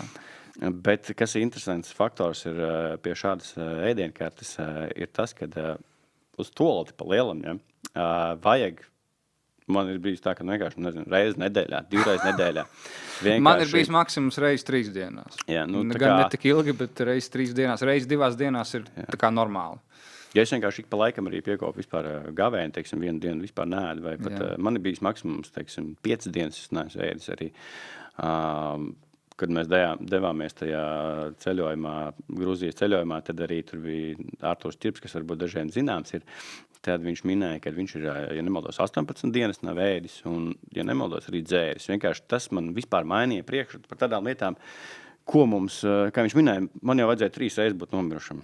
Tā kā pēc Wikipēdijas, pēc tā, kā mums mācīja skolā, bet tas man lika vienkārši paskatīties, liekam savādāk, tā kā, ko mums māca stāsta, kas īstenībā vēl nav patiesība. Ja tas nav patiesība, kas vēl nav patiesība? Tā kā, ļoti daudz, man liekas, tādas, jo kāpēc mēs domājam, tā kā, kad tā ir, jo mums vienkārši tas ir iemācīts no bērnības, vai nosacīt ieprogrammēts. Un pēdējā laikā es esmu uzsācis, ko vēl darīt, dzeru no rīta, nevis pirmais uzreiz salsūdeni, bet citronu ar eļļu, vienkārši, kas arī veicina palīdz zarnu traktam vienkārši un stimulē to pašu žultspūsli darboties, jo liela daļa vienkārši un viens no vispār grieztākajiem orgāniem ir žultspūslis un tas pats vairāk dzirdēs un ne tikai žultspūslis mums vienkārši lielai daļa nestrādā, tāpēc, ka netiek lietoti tauki, vienkārši viņiem ir garlaicīgi, jā. Citronu man patērējās ļoti daudz un tagad vēl jau vairāk, es teiksim, cik es, lietoju to citronu. Tā glāzē diezgan pieteikami daudz ielai iekšā, un tad tikpat eļļu, labu olīveļu, protams, labu. Jo olīveļa ir labai, ka tu viņu iedzer, tad ir jābūt tādai kņudinošai sajūtai. Jā, kad nedaudz tā kā rīkli liekas kairina. Tie polifenoli, kas mums vajadzīgi. Tas ir, protams, eļļa ir laba tikai kāda eļļa, jā. Tu jau pats esi minējis, kā vai ne? Neiet runa par augu eļļām tādām. Augu un sēklu eļļām nedod Dievs. Tieši tā. Iedomājies, cik daudz cilvēku vēl šīs te augu eļļas lieto un aizstāv. Viņam liekas, ka tas viss ir rok. Tu pat viņiem paņem un iebāz acīs to, ka tas ir bijis oriģināli kā mašīna lubrikants. Iedomājies, un tu dzer tu lieto uzturā mašīnu lubrikantu praktiski. Nē, man jau viss kārtībā. Tāpēc, ka tas ir iesēts. Omega 6 Maxing. Kādreiz bija Delmas reklāma, piemēram, arī. Tas visi zina, pa lielam bērnībā, vai ne? Tas vienkārši tāds, es vispār margarīnu ļoti sarunās ēdis, bet bija laiks noteikti, kad arī ēdu, jā. Tā kā, visam cilvēki jau vienkārši pierod un tiek nevelti pieradināti pie kaut kādas pārtikas. Tā kā tas viss ir, diemžēl, farmācija lielākais biznes, farmācija un karš lielākais biznes pasaulē.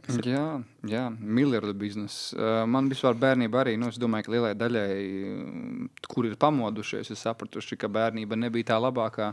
Ja mēs runājam no uztura viedokļa, man arī bija tā pati mīļā Delma stāvēja mājās. Atceros, kā mēs ar tēvu gājām pakaļ Delmai. Viņš jāņem Delmai. Es vēl līdz šai dienai to atceros, un kā mēs smērējām uz baltmais, un cik garšīgi, vai ne? Man tēvs vēl mēdza, viņam ļoti patika izvāra kartupeļus, ļoti mīkstus, tad viņš ar dakšiņu tā sakapā šķīvja, vēl pa virsu svaigi sagrieza sīpoli un augu eļļa pa virsu. Viņš sajaustru un ēda, un man deva bomba. Es atceros, bomba garšoja baigi labi, bet es domāju, ārprāts. Tā kā līdz kam mēs esam nogājuši, cik akli mēs esam, cik ļoti daudz lietas mēs nesaprotam, un cik svarīgi ir tas, kādu uzturu tu, teiksim tā, dod saviem bērniem. Ko tu saproti no tā visa, vai ne? Jo liela daļa, bērni to pašu, ko vecāki. Un bieži vien, bērni ir lieko svaru, tad, kad arī vecāki ir lieko svaru. Un tāpēc gribu jautāt arī tev, ko ēd tavi bērni, kāds ir viņu uzturs? Šī man vispār tāda tuva tēma ir. Tu man stāst, man pilnīgi tirpus pārēt pāri par to. Tā kā, jo man bērni lielākoties pārtiek no dzīvnieku izcelsmes produktiem. Nav tā, ka viņi man neēd vispār ogļhidrātus. Tā noteikti nav. Es negribu viņus tik ļoti ierobežot. Bet ir tā, ka es esmu saviem draugiem, paziņām un ģimenei pateicis, lūdzu, nebrauciet pie manīm ar saldumiem tādiem. Tā kā, man liekas, tas ir tik ļoti iesēdies kaut kāds programma, bet kad jābrauc ir ar katram atved konču paciņu, tur Haribo lācīšu vai nezinu ko vēl, un tad pēc tam brīnās, kāpēc man ir tik hiperaktīvi bērni, kāpēc viņi skrien, un pēc tam bļauj uz viņiem, lūdzu, neskrien, esi mierīgāks, vai ne? Bet viņi man lielākoties pārtiek un viņi paši man ir ļoti patstāvīgi un lieto daudz olas, paši taisa, un mēs kopā taisam. Es domāju, ka cik man cilvēki ir teikuši, tādi forši cilvēki no malas, ka tas laikam ir tā kā vislabākais ir savs piemērs. To, ko tu dari, es tā kā pats gatavoju, man ļoti patīk gatavot. Un vēl vairāk, kad es ēdu kaut kur citur, es saprotu, ka es varu pagatavot labāk. Tā kā vakar tieši biju restorānā Valmierā, un es saprotu, atnesu steiku, un es saprotu, ka nav baigi, okay. Tāds labs, normāls, vai ne? Bet es varētu mājās uztaisīt labāk. Diemžēl tā ir, bet man patīk atkal kaut kur izbaudīt kaut ko citu, skaidrs, kādā viņš tur eļļā ir cepts vai kas mēs nevaram zināt, vai ne? Bet es uzskatu, ja tu lieto, piemēram, labu uzturu, tad 10%, ja tu vai 5%, tur lieto arī kaut ko mazliet savādāk. Tas noteikti neietekmē. Ir arī kaut kādai baudai jābūt mazliet nosacīti. Bet tikai, lai tas neaiziet tieši kaut kādā, tas mierinājums, lai nav tas tajā. Tā kā es saku, bērniem aizbrauc un vienkārši apēdu tiešām gardu mājās gatavot saldējumu. Es gan arī mājās pat taisu saldējumus. Es zinu, ka var uztaisīt arī karnivoros saldējumus. Ļoti vienkārši. Tas ļoti vienkārši. Vienkārši olu dzeltenums ar saldo krējumu un medus. Jā, tieši tā to mēs mājās paši gatavojām. Un vēl interesants vispār stāsts šajā ir, kad es gadu atpakaļ biju projām ar bērniem aizceļojis mazliet. Un man atnāca ideja, man gribējās kaut ko savu veidot ar uzņēmēju darbību, ar ēdināšanu. Un es iegādājos ēdienu traileri, un man ideja bija taisīt tā, ka doties uz pasākumiem un rādīt to savu uzturu vairāk. Bet es iegādājos to traileri, tur tā situācija arī bija ļoti interesanta, bet iegādājos traileri, un viņam nāca tāda kopā ar to, ka man bija jādodās uz futbola pasākumiem dažādiem. Un tur jāēdina bērniem, tur 50 komandas, teiksim, futbola pasākumus bērniem. Un tad es sapratu, es kaut kādu laiku to darīju, un tad es sapratu, ka es nonācu tik mega lielās pretrunās, kad es daru kaut ko tādu, ko es uzskatu, kas nav jādara. Un bērni līdz ar to kaut kā mazliet pavilkās šo visu.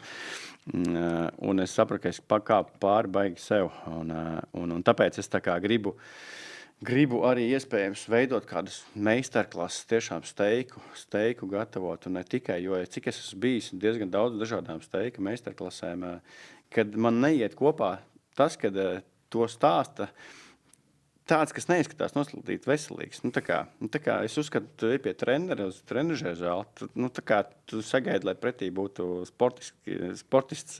Ārstam jau arī nevajadzētu kā būt. Ārstam ir tīpaši, bet tur jau vēl cits stāsts. Tur ir ļoti pretēji tieši, bieži vien, diemžēl, ne? Bet jā, par to ēdināšanu tā ir, un tā kā es tagad domāju tieši, kā to pagriezt, ļoti interesanti, jo man bērniem ļoti patīk gatavot, es domāju, tādu ģimenes kaut kādu varētu laist.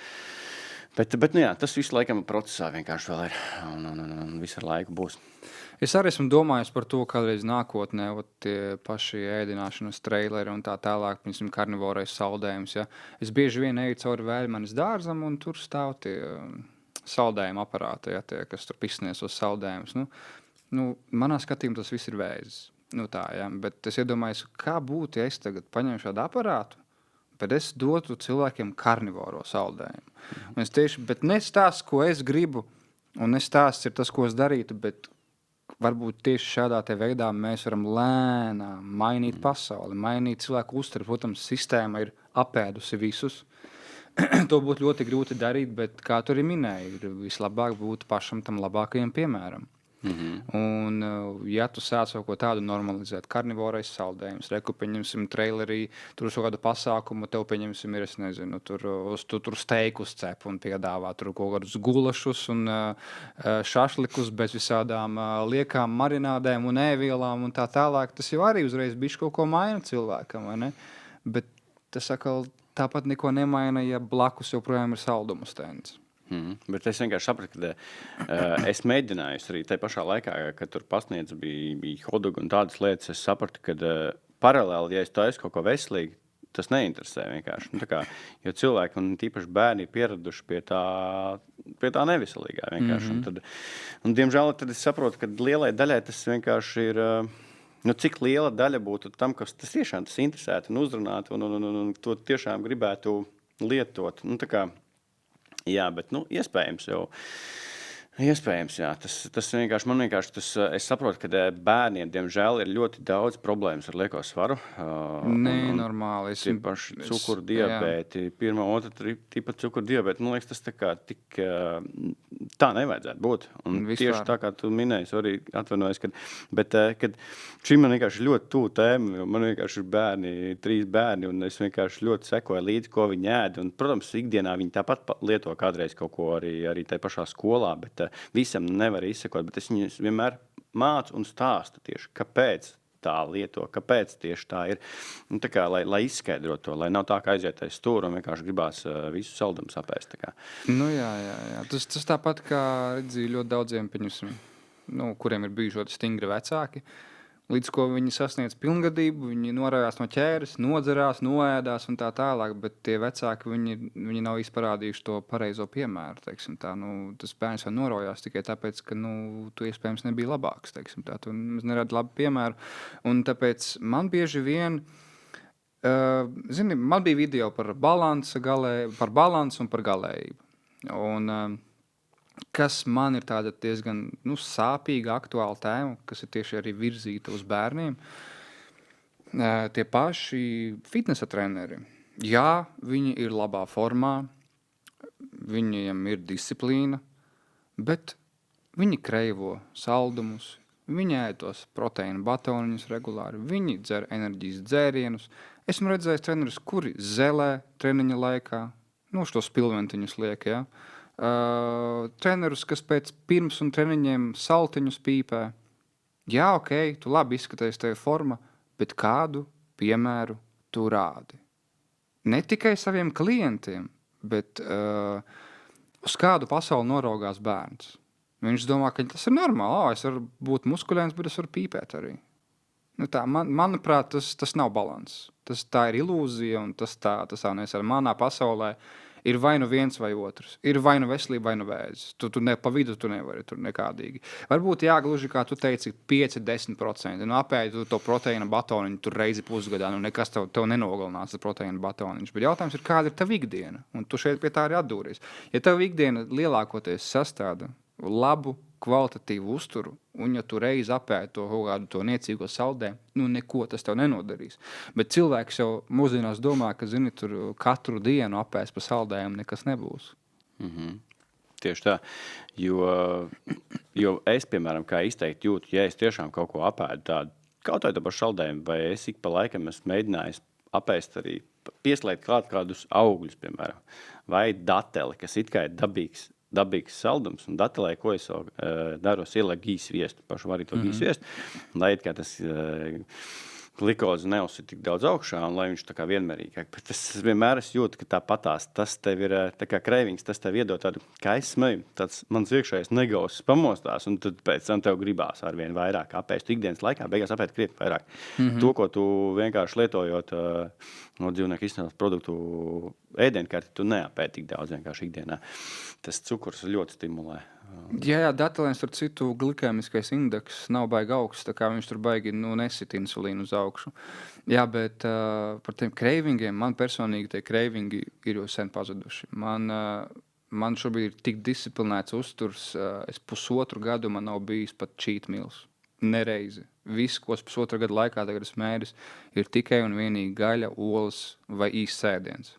Jā, man nav bijuši nekādi saldējumi, tur batoniņi, pat viena konfekte nav bijusi. Un man ir patiesa prieks, ka es līdz tam esmu nonācis. Cilvēkiem ļoti daudz domā, ka tas ir cietums, ka tā ir ierobežošana, bet priekš manis tā ir sevis cienīšana. Plus, man personīgi šie te junk foodi, kāpēc viņi man neinteresē, ne tikai tāpēc, ka esmu sakārtojis savus hormonus. Jo līdz ko tu sakārto savus hormonus, kreivingi pazūd. Kreivingi bieži vien nav disciplīnas problēma, bieži vien tie ir sačakarēti hormoni. Nākamais, ja es pērku šos ēdienus, tas nozīmē, ka es atbalstu šo sistēmu. Un es nevēlos atbalstīt šo sistēmu, kuru mērķis ir padarīt tevi par atkarīgu patērētāju. Jo katrs eiro ir balsojums. Katru reizi, kad tu kaut ko tādu nopērst, tu baro šo sistēmu, tu turpini to barot. Bet es ļoti labi saprotu, jo jau principā ir 4 gadi, kad es tiešām vairāk vai mazāk, bet bija gads, apmēram tiešām gads, kad es arī tiešām kā tu, principā, ēdu tikai. Un man tieši patīk tā sajūta, ka es varu atteikties no tā. Jā. Blakus ēdu saldējumu. Tā ir brīvība. Man nevajag. Jā. Un cits, bet es negribu, paldies, ne. Un tad aizbrauc kaut kur ciemos, kādreiz dod kaut ko apēst, kaut pankūku vai nezinu ko. Es tiešām negribu. Un tad vienkārši, diemžēl, citiem ir tā, tiešām pat nepasakot, vai tu man necieni. To jau var redzēt pēc tā, vai ne? Jā. Bet tā ir tā kā atkal mana necienīšana. Tā kā pret mani. Tieši tā. Tā ir, lūdzu, cieni mani, tā kā Jā. arī, kad es nevēlos, tiešām nevēlos Jā. un nepārprotu to. Nedod Dievs, tu aizbrauc pie kādas vecmāmiņas, un tu neizvēlies ēst viņas ēdienas uzreiz ir šitā. Jo vienmēr es uz kādiem pasākumiem, ģimenes pasākumiem, Ziemassvētkiem un ne tikai es pēdējā laikā, jo es vienmēr atbildu par gaļu, un es ņemu līdzi savu gaļu, es uzcepu gaļu, parasti tas ir lielops noteikti steiks, jo es arī jūtu, piemēram, ja es apēdu tos pašus kādu sašliku, kas ir izmarināti gaļa, pārmarināta, es jūtu smagumu sajūtu pēc tam, tā kā vislabākais ir nepārcepta lielopa gaļa noteikti, tas ir, es ļoti jūtu to starpību. Tā kā jā, man vienmēr uzticēta ir gaļas izcepšana, man liekas pietiekami labi, laikam arī sanāk, parasti visi slavē, bet jā, tas ir tāds, ko es jūtu vienkārši, kad tagad drīz būs Jāņi, tad tas ir vienkārši tāda organismu nereāli pārslodze vienkārši, kas ir sašliks, alkohols un vispārējais, un pēc tam nākamā dienā knapi var pavilkties cilvēki. Jā, pakstāties. un latvietim šašliks ir svēta lieta. Man kā reiz aiznākamais video būs par šašlikiem tieši pāris dienas pirms svētkiem, un es apskatīju tos šašlikus, un lielākā daļa, tur ir Mendeļejevu tabula palielam. Tur ir, tā kā, tu nevis nopērc gaļu ar marinātu, nopērc marinādi ar gaļu palielam, ar visādām vielām. Un tur tā lieta, ka cilvēks jau bauda to katru nedēļas nogali. Un plus viens no lielākajiem biediem šajos šašlikos ir augu eļļas. Visur ir. Viņas ir visur. Palielam ir, ja tu gribi atmest augu eļļas, tev ir jāatmet viss palielam. Jebkurš junk foods palielam. Tās ir palielam šausmas, manuprāt. Un cilvēki to nezinu. Viņi aiziet, viņi domā, es jau gaļu ēdu. Patiesībā tu tur ēd augu eļļas un visādu konservantu kokteili. Jo, principā, es veikalā, ko es nopērku sviestu. Kādreiz ļoti labs ir tāds kefīrs, kas man garšo, piemēram, un bērniem garšo, vai ne? Tāds arī un noteikti liesākais, jo man ļoti patīk tāda Silvija Ābele, kas stāsta par GAPS uzturu, kas bērniem ir ļoti, ļoti labs un tieši dažādas saslimšanas izārstē un palīdz atkopties un tieši par tiem bulijām un tikai stāstam, bet jā, fakts kā tāds, ka es veikalā ļoti maz iepērkos, un tad vienkārši tu vari izejot cauri, paskatoties tiem citiem iepirkuma ratiem, un ne tikai. Ko es tagad, piemēram, ievēršu benzīnu tankā, kas tagad ir uztaisīts, neminēsim, varbūt kurā tieši, bet tieši pie kases ir uztaisīts tāds tunelīts tieši, tā kā tu eji, un tā kā vieni saldumi, otri saldumi, un lai tu tā kā tieši vēl viņas paņemtu vēl specifiski, vai ne? Un viss ir tādā bērnu augstuma līmenī. Tādā benzīntankā, diemžēl, reti ko var paņemt tādu, ko var labu nosīt apēst. Benzīntankā kādreiz varēja nopirkt tikai degvielu. Tagad tas ir konfekšu kiosks palielam. Tieši tā. Lielai daļai vienkārši ir, tā ir ikdiena. No rīta iebraukt, vakarā iebraukt tur, un tad arī cilvēki tieši bieži vien brīnās, kur paliek viņa finanses arī. Tas pats arī. Un tu saka, ka ēst šādi veselīgi ēst ir dārgi, bet tu pareiķini, kur tu iztērē pārējo visu, un tā kā tās finanses. Un pirmkārt es uzskatu, kas ir dārgi, veselīgi, pats svarīgākais, kas tev ir. Jo, kāpēc mēs mašīnā, taču mēs nelējam sliktu degvielu, kāpēc mēs sevī lējam sliktu ēdienu. Mašīnai mēs veicam apkopes arī, vai ne, remontus un tā tālāk. Un mēs skatāmies, ja iedegās lampiņa, mēs tā kā daram kaut ko, bet ja mums organisms signalizē ar kādām sāpēm vai pumpām vai ko citu, tad mēs bieži vien neko nedaram. Mēs paņemam petrolejas tableti, kas noslēpj simptomus, un uz kādu laiku ir ok. Nevis meklējam cēloni, tieši kāpēc tā ir. Jā. Tad es teiktu svarīgākais jautājums man tev šodien. Kāpēc tu esi karnivors? Tāpēc, ka es šādi jūtos vislabāk. Un es jūtu to konstanto enerģiju. Es jūtos labāk. tas, man liekas, ir svarīgākais. Un es zinu, ka es varu iedot arī bērniem vairāk, jūtoties pats labāk. To pašu arī ar to pašu kustību, man liekas. Nu, tā kā tu esi tas piemērs bērniem, un ne tikai bērniem, varbūt arī kādam citam vēl. Bet jā, tieši tā primāri sajūtas. Tā kā. Un tas, man liekas, pats svarīgākais. Tāpēc es pat esmu izmēģinājis ļoti īsu momentu gan vegāns būt. Nu, tā kā ne vegāns, bet jā, salātiem pārtika. Bet sapratu, ka man bija tāda sajūta, ka es tā kā palieku tāds mīksts. Nu, tā kā, tāds nevis mīksts, tā fiziski vai ne, bet tāds, tā kā, es nezinu, tu neesi tik pārliecināts par sevi. Liekas, tu Uz to vēl deficīts. Nu, tas noteikti arī bija tās noteikti. Bet fakts kā tāds, es vienkārši gribēju pamēģināt un sapratu, ka noteikti tas nav mans. Noteikti, jā. Bet es neteikšu noteikti, ka tas visiem ir vajadzīgs, bet tam, liekas, ir ļoti laba arī lieta, kā tu vari, cik ir dzirdēts, un es saviem iztestējis, ja nemaldos, es tagad domāju, es minēju vai neminēju, ka es izslimoju laimes slimību. Ja? Tas man vienkārši ļoti palīdzēja tikt no tiem blakus simptomiem vaļā. Un tā vienkārši var būt kā tāds rīks, kas tev iztīrīties atļauj, nevis iztīrīties, bet ķermenim justies labāk un vienkārši ikdienā vienkārši patērēt mazāk tos. Galvenais, primārais ir cukurs. Nu, protams, arī ogļhidrāti kā tādi, kas ir, teiksim, pašam makaroni un vispārējais, bet primāri, ja cilvēks izslēdz tās bulciņas, miltus un cukuru, tas jau ir salīdzinoši daudz. Tas jau ir labi, jā. Tas ir pats lielākā ļaunuma sakne, ko es uzskatu. Nu, tā kā. Jā, bet tās pašas, piemēram, galates cilvēki ēd, bieži vien liekas, ka tas ir kaut kas baigi labs. Ka tas ir veselīgi, bet īstenībā tas glikēniskais indeks un viņas uzsita vēl vairāk, kā tu vienkārši apēstu rīsus, tā kā, piemēram. Tas ir daudz tādas nianses, kas bet, nu labi, tas nenozīmē, ka tu nedrīkst viņas vispār ēst, bet cilvēkiem ir, jā, ļoti dažādi viedokļi, un, man liekas, jā, cilvēki. Es pats kā 100% karnivors, es gribētu, lai cilvēks dzīvotu pēc tāda principa, jo tad cilvēks būtu enerģiskāks, veselīgāks, jaudīgāks, kognitīvāks līdz ar to, bet vai tas ir priekš visiem vajadzīgs? Noteikti nē, bet tas, ko es teiktu, gluži kā ja tu izslēdz visus tos sūdus ārā, tas jau ir labi. Un galvenais ir koncentrēties uz gaļu, uz olām, uz taukiem, uz orgāniem.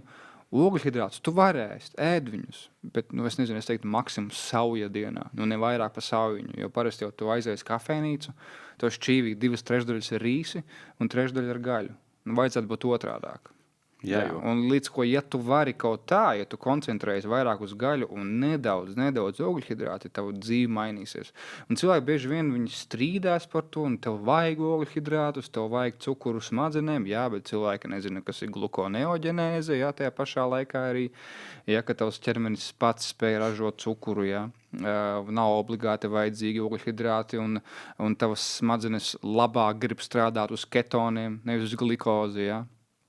Ej un ieskatot to cilvēkiem, parasti tie, kas strīdās, tie ir tie, kas vienkārši atkarīgi no tā. Viņi negrib no tā atteikties, viņi negrib neko mainīt savā dzīvē. Un tev paiet laiks, un ja cilvēkam paliek slikti, tad varbūt tās tikai tad viņš sāk domāt. Jo, kā saka, ja nemaldos, smadzenes sastāv 90% vai kaut kas tāds bija? 70% no taukiem kaut kas tāds varētu būt, jā. Kad tauki ir vajadzīgi organismu, tas pats mīts par holesterīnu un tā tālāk. Tas ir mega.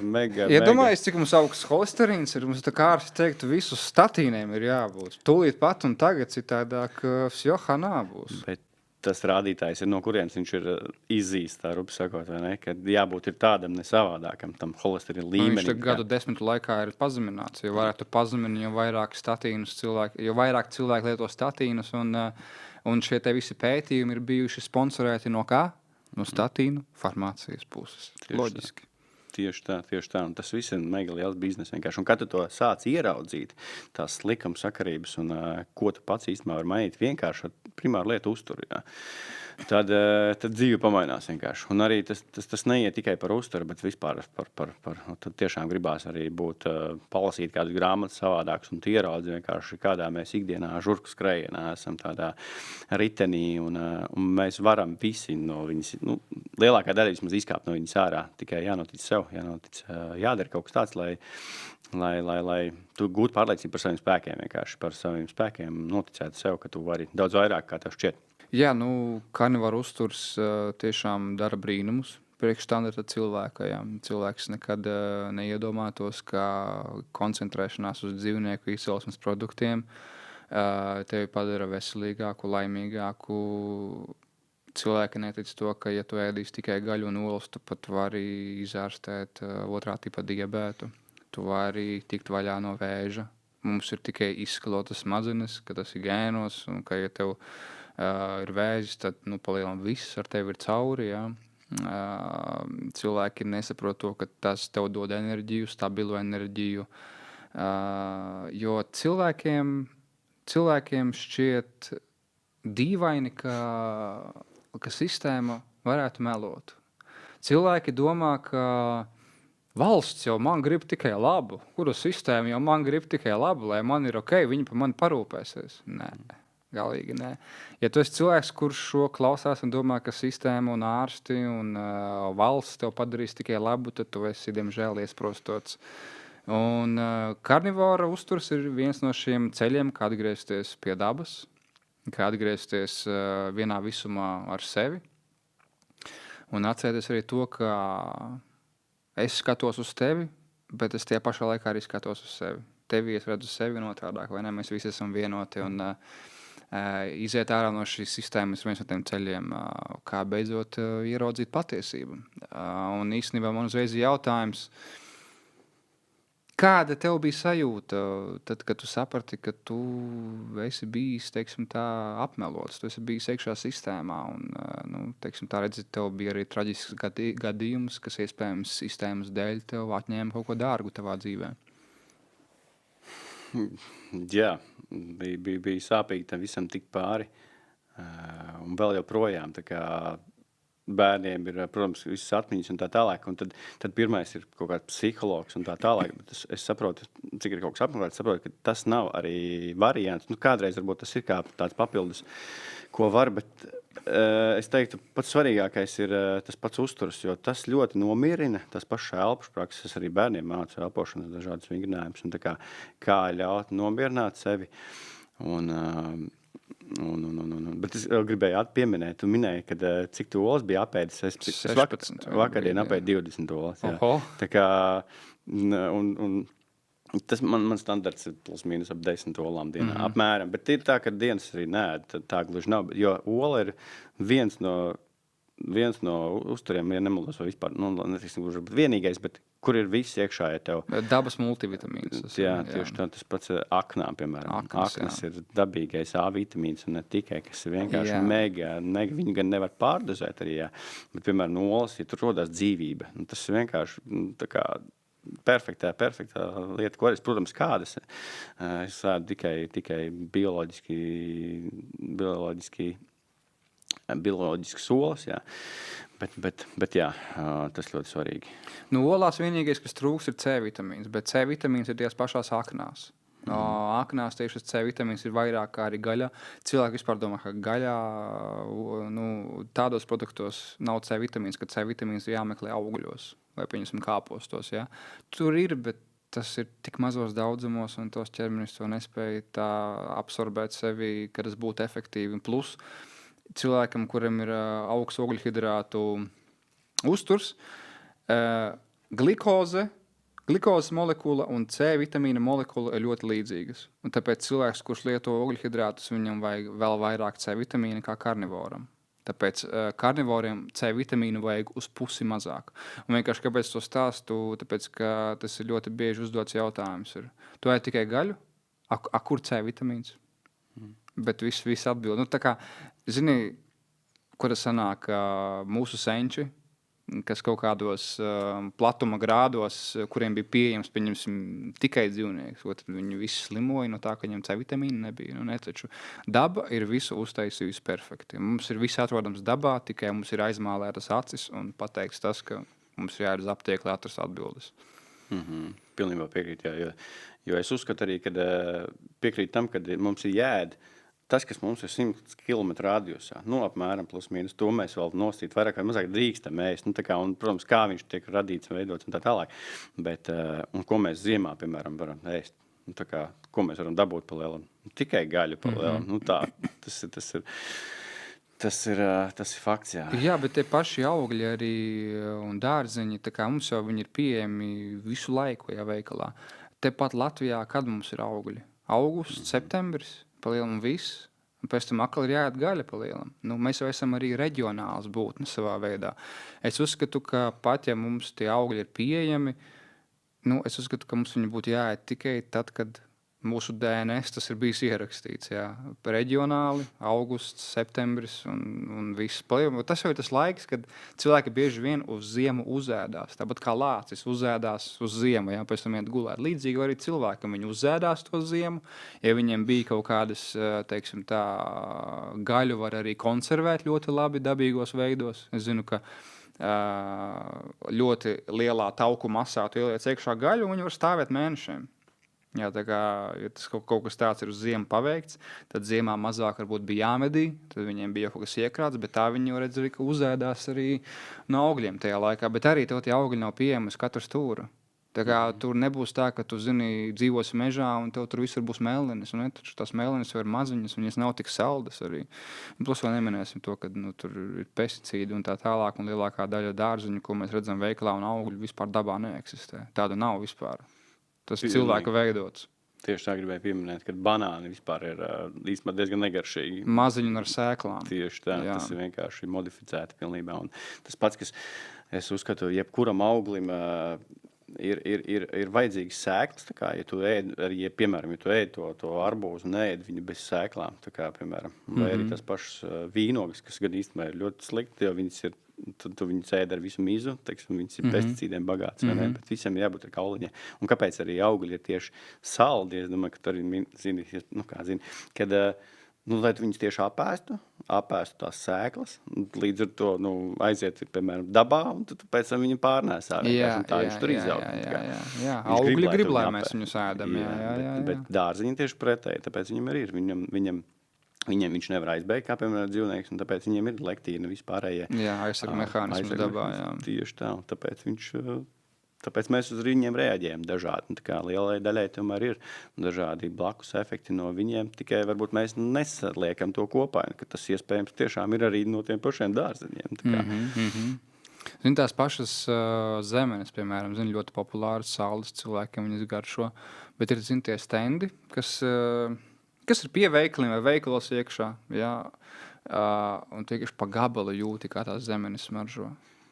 Dabā tu pa gabalu nejūtīs, ka zemenes tā smaržo, un tad tu padomā, cik īsas ir tās zemenes, ar cik pesticīdiem tās ir noklātas, cik ļoti modificētas tās ir, vai ne? Tāpēc, jā, cilvēkam liekas, es ēdīšu auglīšus, būšu veselīgs, bet, diemžēl, cilvēki nezina, ka šis te rabbit hole ir ļoti dziļš un ka, viss ar vienu zemeni nebeidzās. Tur ir pesticīdi un cukuri un modificētas tās zemenes ir. Tā kā viņas ir padarītas lielākas, saldākas, lai tu viņas gribētu. Jo, ja tu dabā mežā ēdīsi tās pašas kaut kādas mazās zemenītes un melenes, viņas nav nemaz tik saldas. Viņas ir maziņas un tu viņas negribēsi tik daudz. To neradīsies atkarība no viņām. Tieši tā, tad viņas neapēdīs tik daudz. Jā.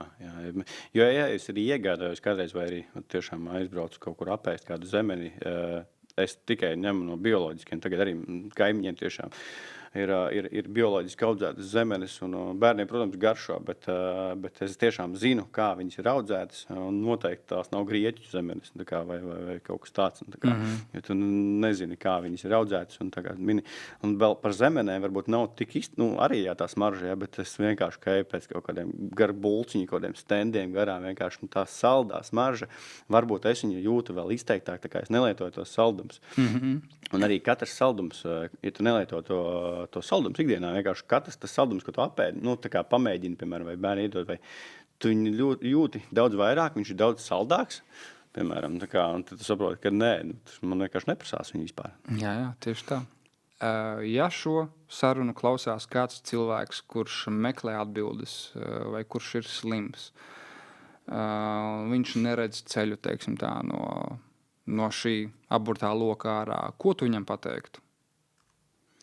Pirmkārt, paldies, ka uzaicināji, un prieks padalīties, jo es uzskatu, ir jādalās ar šādām lietām. Un es uzskatu, ka kaut vai ja vienam cilvēkam tas liks aizdomāties mazliet vai pamainīt savu dzīves skatījumu uz lietām, tad tas jau ir tā vērts, un tā kā dalīties ar šādām lietām.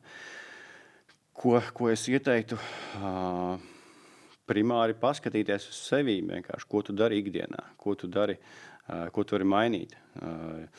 Jo man patīk arī, es no rītiem klausos dažādas motivācijas video, ne tikai, kad esi tāds, kāds tu gribētu būt pēc, piemēram, 5 gadiem. Tā kā tev ir jāmainās, lai tu kaut kas mainītos. Tā kā jau es pirms tam minēju. Tā kā, ja tu būsi visu laiku tāds pats, kāds tu esi tagad, tad arī pēc 5 gadiem tu būsi tāds pats.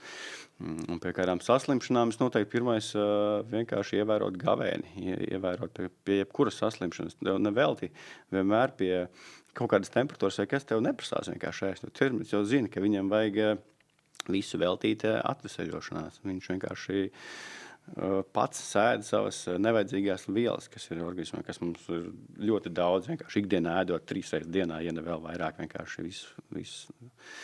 Tā kā tas ļoti ietekmē noteikti. Bet lielai daļai tas vienkārši grūti, un es to ļoti labi saprotu. Arī man tas būtu pirms 5, pat mazāk gadiem sarežģīti neēst. Vienkārši vienu dienu tu pasaka kādu, kā nereāli, kā tas iespējams.